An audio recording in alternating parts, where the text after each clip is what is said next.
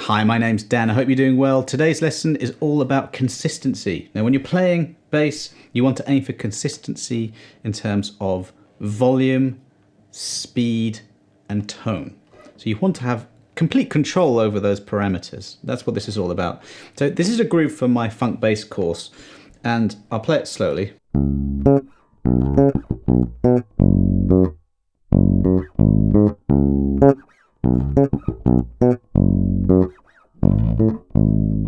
Bass lines like that are quite intricate, quite syncopated, they're good to learn because they're hard and they go all over the place.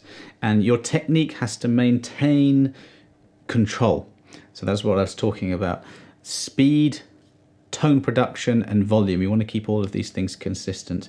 Now, I've got an exercise here which takes the same chords as the bass line and just plays 16th notes, okay? In fact, let's reduce it further. We're going to just play 8th notes over it. I did 16ths in the intro, we'll get to that, but listen to this.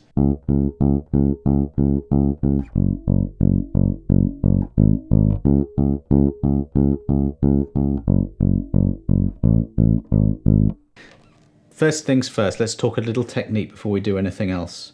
My hand positioning is such that I don't have to move around too much. This is all about timing, it's all about coordination. So I'm alternate plucking here. When I'm playing the A string, I'm sort of resting on the E, using this Music Man Stingray. I don't know, don't really like resting on the pickup for this bass. Other basses I might do, but here, that's what I'm doing. And I'm really just trying to get the plucks. You're using two fingers, the index and the middle, and yet you want them to sound the same. So I'm really kind of straightening out the fingers, like not too straight, not too curled, somewhere in the middle. They're rest strokes. That means that you're plucking, coming to rest on the string.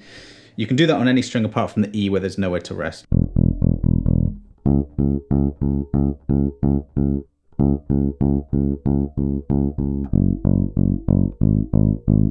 Whenever you're going to a new note, you have to have the finger that's about to play that note has got to get there before it needs to be played. So watch this.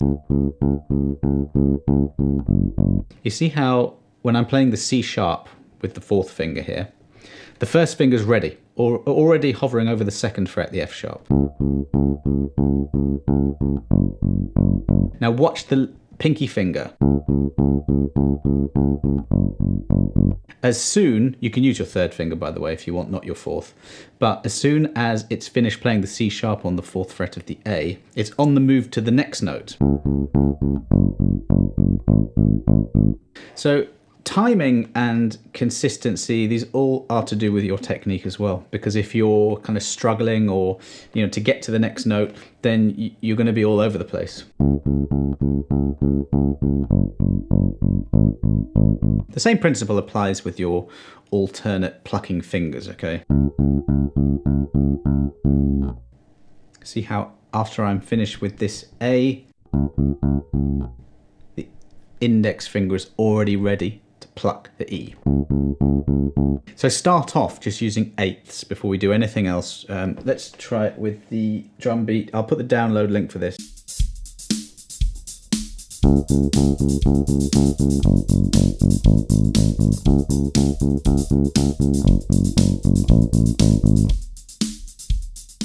Technique is key, but as is timing.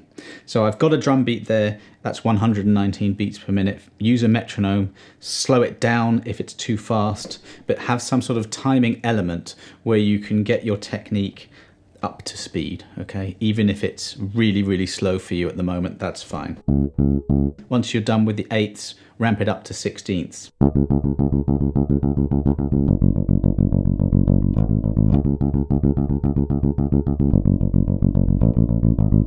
I'm nodding my head, there's no metronome. I'm tapping my foot. I'm subdividing the beats now. 1, 2, these are the beats, 3, 4, so chicka, chicka, chicka, chicka, 1 E and a 2 E and a. Every single beat contains 4/16 notes. They're called 16th because one bar contains 16 of them. Okay, so now I'm practicing 16ths. That's index, middle, and it's that over and over again. I don't want to speed up. I don't want to slow down. I don't want some notes to jump up in volume. I mean, if I do want to accent notes, that's an accent. I want that to be my decision, okay? And that's what good technique is all about, is being in control.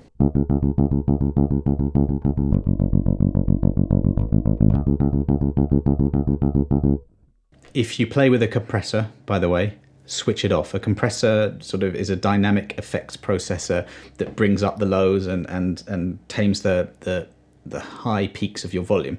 Switch that off. We're now just using our hands to control all of this.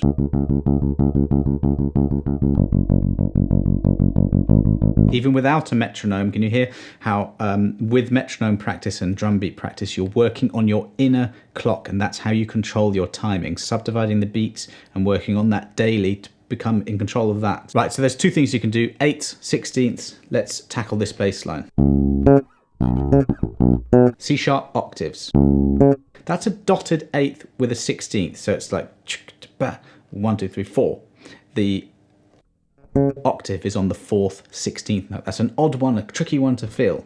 So I've got my foot tapping. It's imperative that you have some sort of grit. I've got that in my head. So you've got 3 16ths are in the dotted eighth, and then the last 16th. And this is to do with consistency, because to get rhythmic consistency, you have to have an excellent sense of rhythm, and that's something you need to work on daily. Then there's a hand shift with a slide from B to C sharp, little ghost note,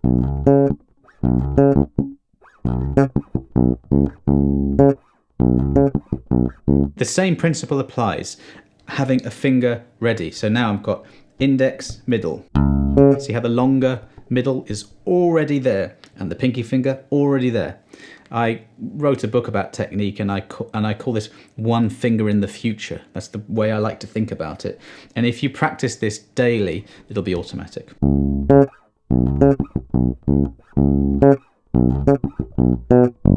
Octaves again, now on F sharp, same rhythm. Again, octaves, but now we've got a staccato. That little dot above the note means short. The volume is consistent. The length of the notes can be controlled. That one's long and that one's short by just coming off really quickly. Same thing, just shift up. So hand shifts are important. Little slide the second time round to the A, otherwise it's octaves. I'm muting, I'm kind of laying my hand across the strings in order to mute them as well. And that brings consistency to your tone as well, because there's nothing going on that you don't want to happen. I'm playing with a light touch, and I recommend you do so as well. So I'm not pressing down hard enough. There's no need, like play a C sharp, 4th fret A string.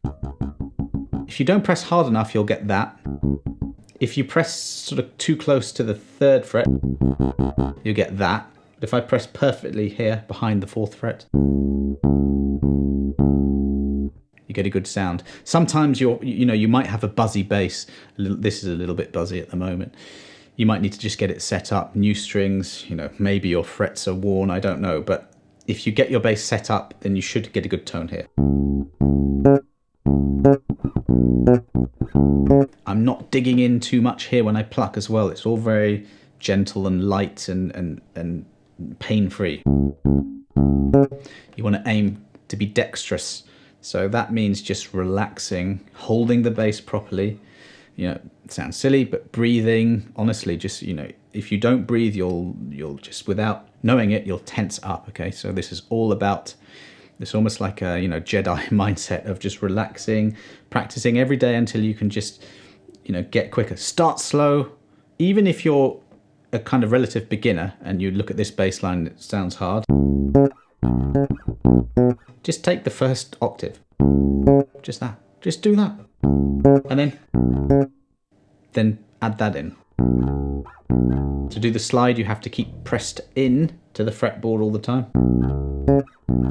You know, it's all about hand shape. It's about timing, coordination. Work on that every day and you're going to be a lot more consistent. Thanks for watching that video. If you do have any questions, let me know. Below, I'll put the links to the drum beat and the PDF, but I'll also put my technique book. I've got two actually. And a course I've got from beginner to basis, which will take you through a lot of this stuff and the articulations, hammer-ons, etc. But if you do have any questions, please do let me know and I'll get back to you. Have a great day. See you next time.